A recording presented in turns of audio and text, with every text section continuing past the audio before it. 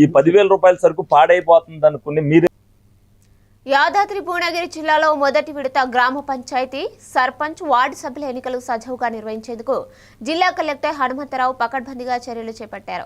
Collector కార్యాలయంలో media centre monitoring కమిటీని అదనపు కలెక్టర్ భాస్కరరావు ప్రారంభించారు. సర్పంచ్ వార్డు సభ్యుల నామినేషన్ ప్రక్రియ రాష్ట్ర ఎన్నికల కమిషన్ ఆదేశాల మేరకు నేడు ప్రారంభమైందని కలెక్టర్ మీడియాకు వివరించారు. మొదటి విడత ఎన్నికలకు తగిన ఏర్పాట్లు పూర్తయ్యాయని, సరైన పర్యవేక్షణతో ఎన్నికలు నిర్వహిస్తామని తెలిపారు.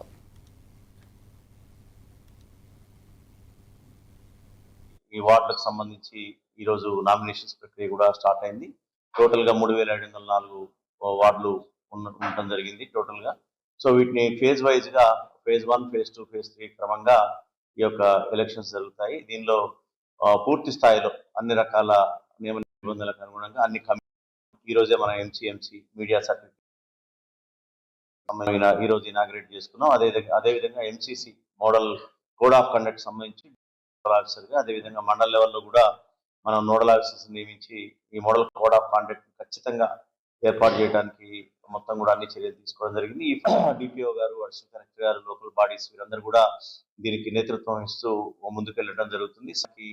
ట్రైనింగ్ ఇవ్వటమే కాకుండా ఓటర్లకు కూడా అవేర్నెస్ క్రియేట్ చేయడం కోసంగా గ్రామ పంచాయతీల్లో కూడా ఏ విధంగా వారు ఓటు హక్కు వినియోగం అయ్యే విధంగా ఏ విధంగా చేయాలని చెప్పేసి అవగాహన పరిస్తే అప్పుడు మనకి గ్రామాల్లో జనరల్ గా ఓటింగ్ పర్సెంటేజ్ జీపీలకి, లోకల్ బాడీస్ లో ఉంటుంది. కానీ చెల్లని ఓట్లు నమోదు కాకుండా సక్రమమైనటువంటి ప్రజాస్వామ్య పద్ధతిలో అందరూ కూడా చెల్లే విధంగా ఓట్లు ఉండాలంటే వాళ్ళకి అవగాహన ఇంపార్టెంట్. ఎక్కువైనటువంటి ఓట్లు లెక్కింపులోకి రాదు.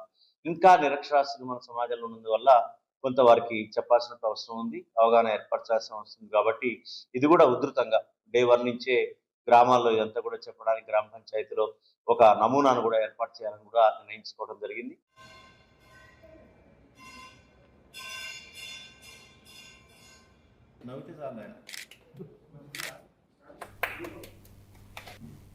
ఈ రోజు